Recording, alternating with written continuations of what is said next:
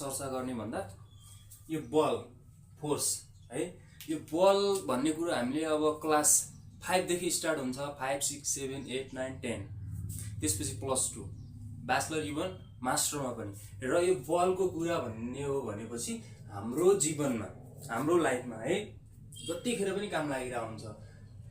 कसरी काम लागिरहेको हुन्छ भन्दा यो गाडी मोटरहरू चल्दा हैन, कुनै सामानहरू बोक्दा, कुनै सामान एक ठाउँदेखि अर्को ठाउँमा लिँदा, पानीहरू तलतिरै बग्दा हैन, किन अग्लो ठाउँबाट होचो ठाउँतिर बग्छ, यो हरेक कुरामा चाहिँ बलको चाहिँ काम हुन्छ क्या। बल एउटा वैज्ञानिक कुरा हुन्छ एउटा हैन, साइन्सको कुरा लुकेको हुन्छ। बल भनेको के हो, कसरी युज हुन्छ हैन। तर हामी डेली लाइफमा चाहिँ हामी यो यदि बल हुन्थेन भने, यो ग्रेभिटी हैन तपाईको सबै कुरा हुन्थेन भने, यो बल हुन्थेन भने हामी केही पनि काम गर्न सक्थेनौँ। ल अब आज बलको बारेमा हामी डिस्कस गर्दा, बल भनेको अब कुनै पनि वस्तुलाई के हो त बल? एउटा वस्तु यहाँनिर छ, त्यो वस्तुले हामीले मैले धकेलेर त्यहाँसम्म पुर्याएँ हैन। मानौ 1 मिटर कुनै वस्तु यहाँ थियो, कुनै वस्तु यहाँ थियो, मैले यसलाई यो वस्तुलाई यो ठाउँमा पुगाएँ, 2 मिटरको डिस्टेन्समा पुगाएँ भनेपछि मैले के गरेँ, त्यसमा बल युज गरेँ, धकल्ने बल युज गरेँ हैन। मानौ यहाँनिर अब मैले बल कसरी युज गरेँ भन्दा धकल्ने बल गरेँ। अब गाडी मोटर यहाँदेखि यो ठाउँमा जाला, तर त्यहाँ बल केले युज गरिरहेको हुन्छ, इन्जिनले युज गरिरहेको हुन्छ, त्यहाँ बल त लागिरहेको छ नि त जानलाई। फर इक्जाम्पल हामी बुझ्नलाई चाहिँ मैले धकलेर यो ठाउँसम्म पुर्याएँ, यो ठाउँसम्म पुर्याउँदा अब यो बल लागेर गयो हैन, भनेपछि धकलिरहेको छु, मैले धकलेर बल लगाइरहेको छु। अब मैले त्यसले तानेर फेरि पहिलेकै ठाउँमा ल्याउन खोजेँ भने, यसले तानेर मैले पहिलेकै ठाउँमा ल्याउन खोजेँ भने, तानेर ल्याउने भनेपछि पुस अथवा पुल भनेपछि धकलेर वा तानेर जुनसुकै तरिकाले पनि यसले मैले यसको ठाउँ स्थान परिवर्तन गराउँछु भने यो भयो बल। यो स्थान परिवर्तन भयो, कुनै स्थिर एउटा स्थान अथवा त्यसको डिरेक्सन हैन, दायाँ बायाँतिर कुनै पनि ठाउँतिर यसको पोजिसन चेन्ज भयो भने यसमा लागेको कुराले के भन्ने हो, बल भन्ने हैन। अब बल भनेको त यो रहेछ। अब ग्रेभिटेसनल भनेको के हो त? अब गुरुत्वाकर्षण बल हैन, गुरुत्वाकर्षण बल। ग्रेभिटेसनल भनेको गुरुत्वाकर्षण बल।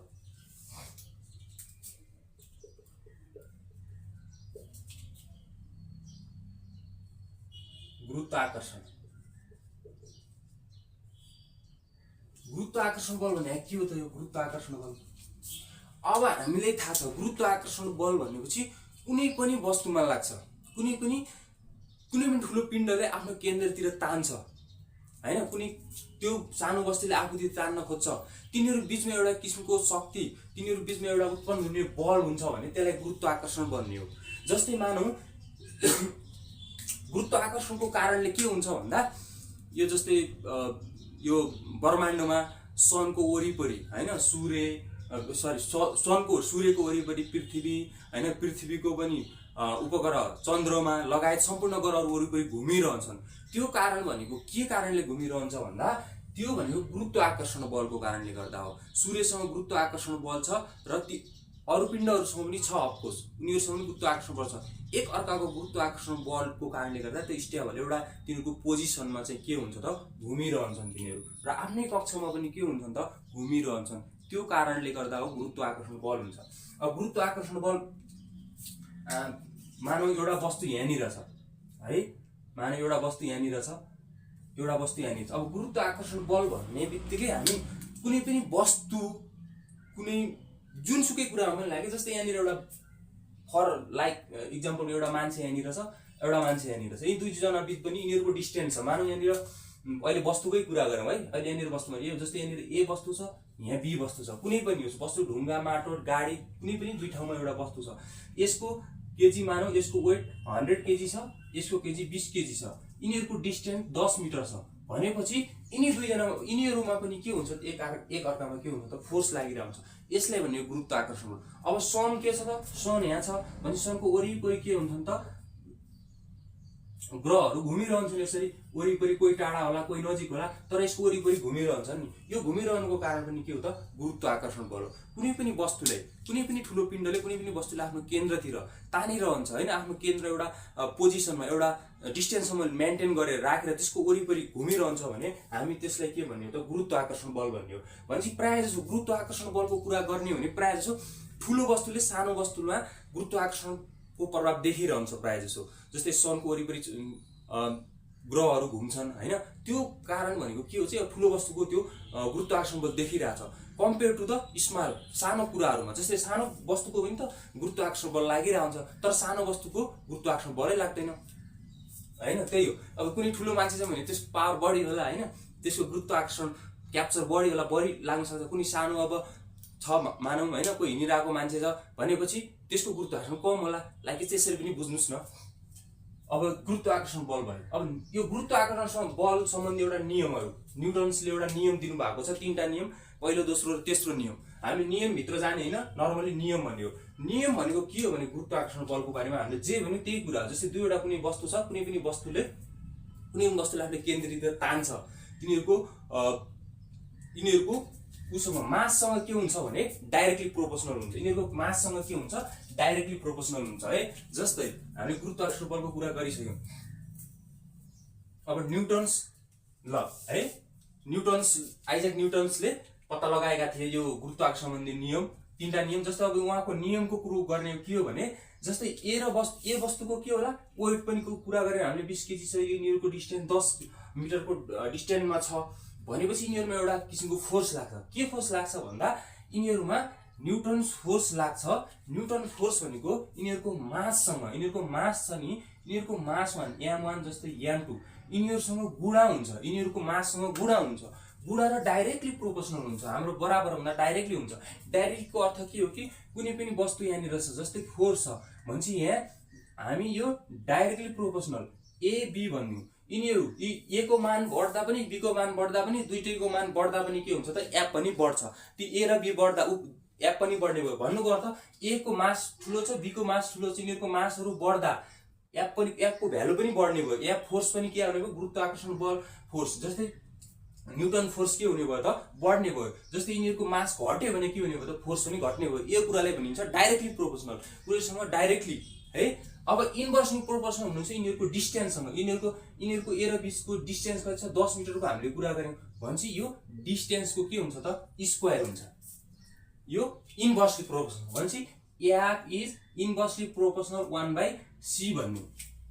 अझ ए बी सी को कुरो के लियो भन्दा मैले यो डाइरेक्टली र इन्भर्सली प्रोपोर्सनलको कुरा सिकाउनलाई मात्रै हो। यो 7 8 देखि नै सिक्नुपर्छ। डाइरेक्टली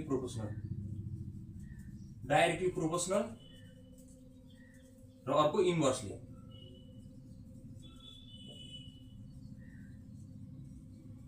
हो डाइरेक्टली प्रोपोर्सनल इन्भर्सली प्रोपोर्सनल कस्तो हुन्छ भन्दा यो इन्भर्सली प्रोपोर्सनल यो डाइरेक्टली प्रोपोर्सनल हो। यिनीहरूको रिलेसन यही हुन्छ भनेर न्युटन्सले नियम यति भनेको, अरु केही पनि भनेको छैन। तिनीहरूको माससँग गुणन हुन्छ डाइरेक्टली र त्यसको तिनीहरूको डिस्टेन्ससँग के हुन्छ त, इन्भर्सली प्रोपोर्सनल हुन्छ भनेर यो भनेको। अनि यहाँ इन्भर्सली हटाउन, जस्तै अब यहाँ हामीले डाइरेक्ट बराबर त लेख्नै मिलेन नै।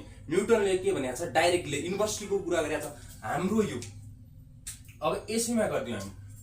न्युटनले त के भने फोर्स m1 र m2 सँग डाइरेक्टली प्रोपोर्सनल छ। तिनीहरू बढे म पनि बढ्छु, तिनीहरू घटे म पनि घट्छु भनेपछि डिस्टेन्ससँग चाहिँ के छ, इन्भर्सली प्रोपोर्सनल छ। भन्नुको अर्थ के कि डिस्टेन्स बढ्यो भने फोर्स घट्ने भयो, डिस्टेन्स जति नजिक भयो के हुन्छ त, फोर्स बढ्ने भयो, धेरै हुने भयो। भनेपछि यो बढ्दा चाहिँ म घट्छु, डिस्टेन्स बढ्दा चाहिँ म घट्छु। डिस्टेन्स नजिक भयो भनेपछि, दूरी नजिक भयो भनेपछि म फोर्स धेरै बढी हुन्छु भन्न खोजे मात्रै हो। अब इन्भर्सली छ, अब इन्भर्सली त हटाउनु पर्यो। अब इन्भर्सली हटाउनलाई उहाँले नै न्युटन्सले के गर्यो भने न्युटन्स कन्स्टेन्स इक्वल टु लेख्नु पायो क्यापिटल जी m1 m2 र d स्क्वायर है। यो इन्भर्सली हटाउन हामीले प्रोपोर्सनालिटी कन्स्टेन्ट, यसले प्रोपोर्सनालिटी कन्स्टेन्ट भन्छ हामी। यसलाई के भन्छ, हामी न्युटन्सको कुरा गरेर है, न्युटन्स यो पनि मैले मेटाइदिएँ। यसलाई के भन्ने हामी, प्रोपोर्सनालिटी कन्स्टेन्ट।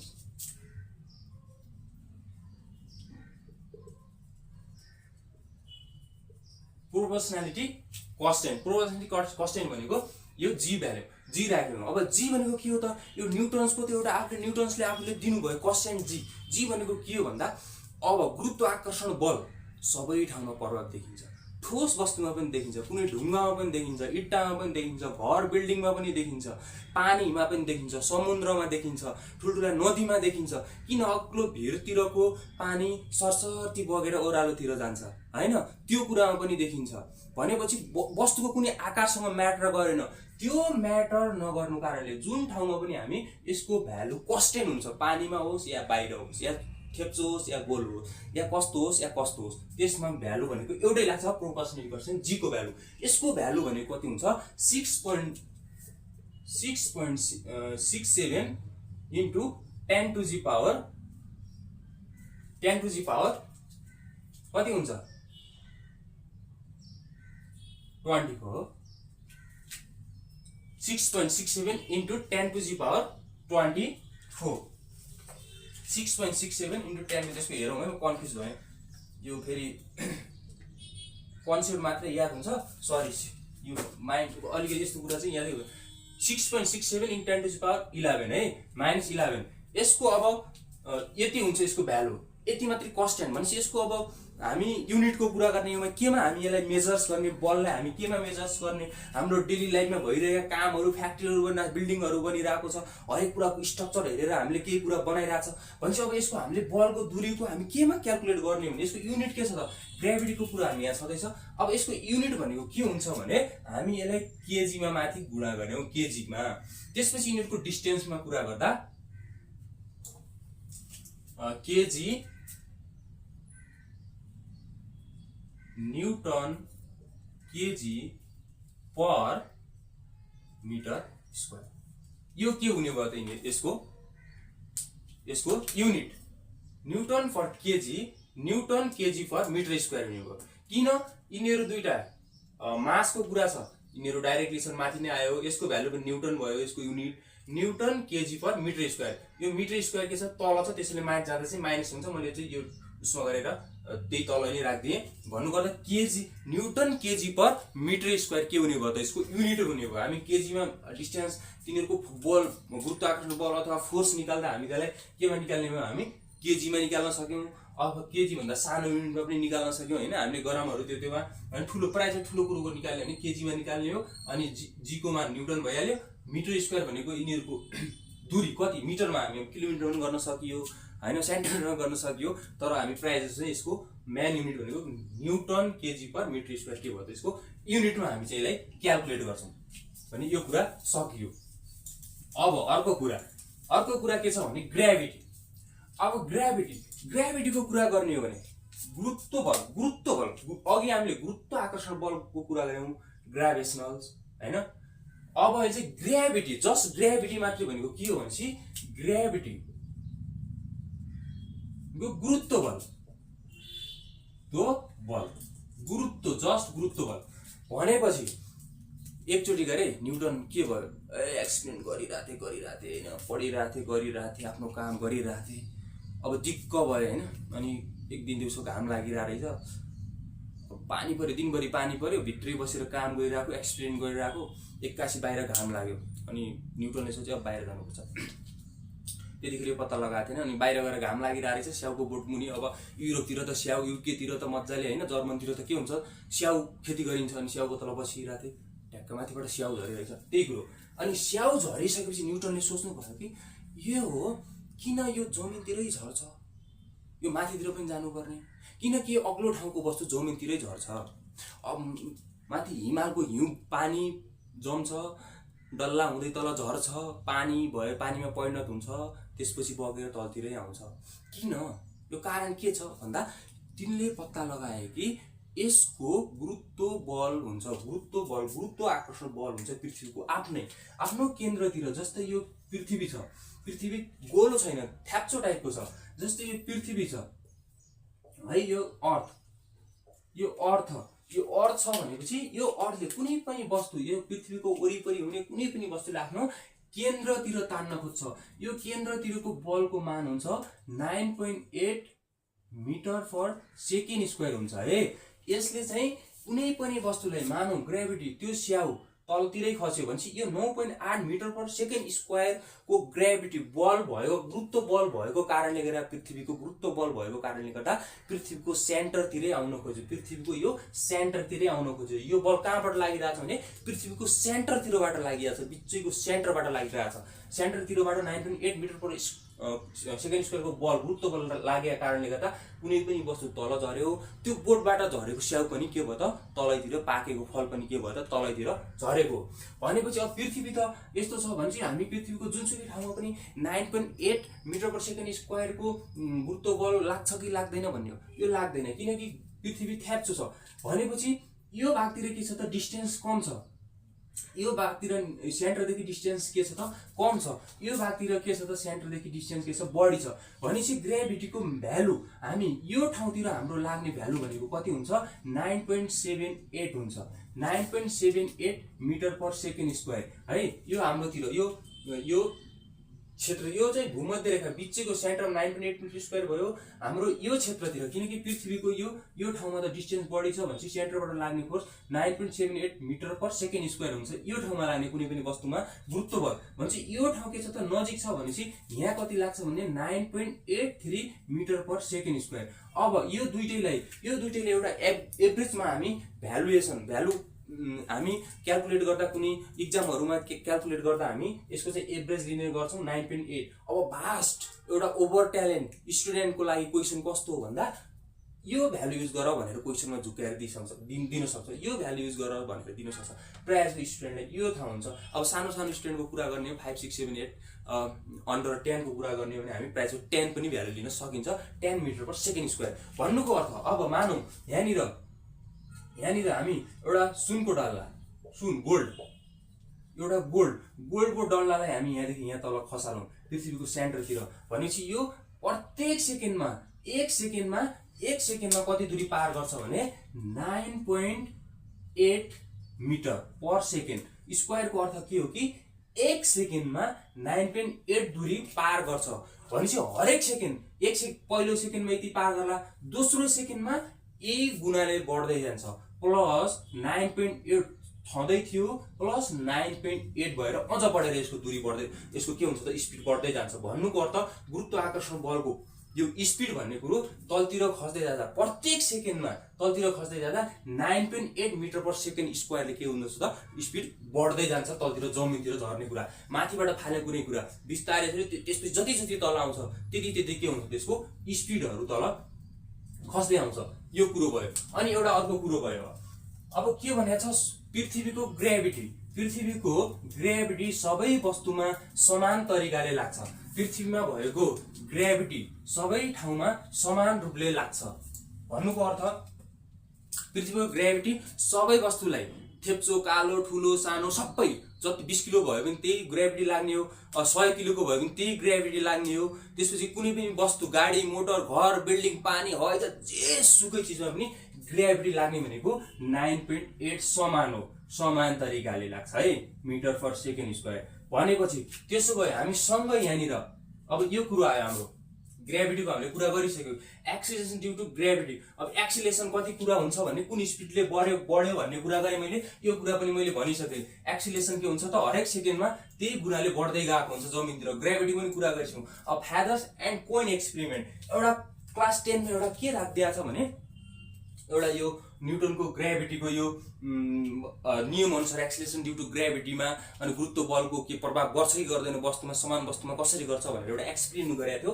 त्यो एक्सपेरिमेन्ट भनेको के हो भन्दा कोइन एन्ड फेदर्स एन्ड कोइन्सको एक्सपेरिमेन्ट। फेदर्स भने प्वाक र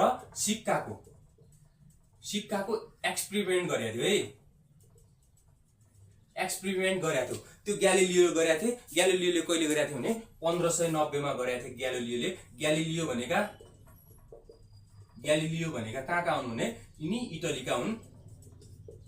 यिनले चाहिँ प्वाक र सिक्काको एक्सपेरिमेन्ट 1590 मा त्यहाँ एउटा इटालीको एउटा टावरबाट गरेको थिए। त्यो टावरमा एउटा हामीले सिक्का भन्यो ल, अब यसैले सिक्का भन्यो है, यो गोल्ड भनेको थियौं अघि, हामी यो सिक्का भन्नु ल, सिक्का सुनको सिक्का है। यो सुनको सिक्का र एउटा प्वाक कस्तो हुन्छ प्वाक अब फिगर कस्तो यस्तै टाइपको हुन्छ है प्वाक। ल यस्तो जस्तो भयो नि यो प्वाक हो है, यो प्वाक र अब सिक्कालाई एउटा समान दूरले तल खसाए। कस्तो कन्डिसनमा खसाए भन्दा यहाँ कुनै पनि यो भित्र भ्याक्युम छ, खाली। भ्याक्युमको अर्थ के? खाली, कुनै पनि वस्तुभित्र हावा पनि छैन, खाली कुरा। अब कसरी बुझाउने भने अब कुनै पनि डब्बा राख्नु, त्यसले माथिबाट ढक्क लगाइदिनु, हावा फ्री गरेर खाली ठाउँमा खसाए। खाली ठाउँमा सुरुमा चाहिँ त्यत्तिकै एउटा टावरबाट खसाए, यो अगाडि पुग्यो, यो पछाडि पुग्यो, प्वाक पछाडि पुग्यो हैन, फेदर्स पछाडि पुग्यो, सिक्का अगाडि पुग्यो। अग्लो टावरबाट खसाउँदा चाहिँ अब त्यसमा चाहिँ किन अगाडि पछाडि खस्यो भन्दा तलतिरबाट के लाग्यो? हावा लाग्यो, हावाको अवरोध।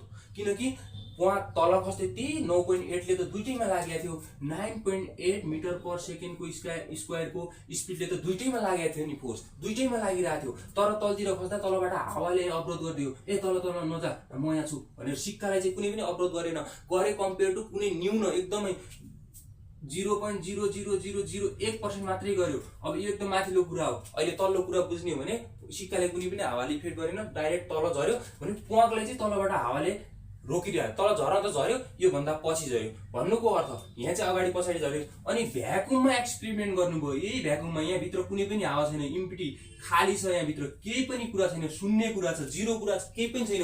यहाँ सँगै खसाउँदा यहाँ फेदर्सलाई र यहाँ सिक्कालाई र यहाँ के र प्वाकलाई, सिक्कालाई र प्वाकलाई यहाँ भित्र खसाउँदा चाहिँ यिनीहरू चाहिँ सँग एउटै गतिमा तल पुग्यो। जुन सिक्काले जति टाइम लगाएको थियो यहाँ जमिनमा पुग्न, सिक्काले पनि यसको फेदमा पुग्न त्यही जमिनमा पुग्न त्यही टाइम लगायो। भन्नुको अर्थ कि ग्रेभिटीले कुनै पनि वस्तुलाई के गर्छ त? इफेक्ट गर्दैन। भनेपछि बाहिरी एक्सटर्नल कुराले इफेक्ट गरेन भने यहाँ बाहिरी कुराले केले इफेक्ट गरिरहेको थियो त? हावाले माथि धकेलिरहेको थियो, भनेपछि प्वाक तल खस्न गइरहेको थियो। यो कहिलेकाहीँ तपाईँहरूको क्वेसनहरू आउने गर्छ है, किन प्वाक र यसको एक्सपेरिमेन्टको कुरा एक कुरालाई मिलाएर भन्नु, किन बाहिर गर्दा किन खस्यो तलले? हावाले अवरोध गर्यो, त्यो ठाउँमा चाहिँ के गर्यो त?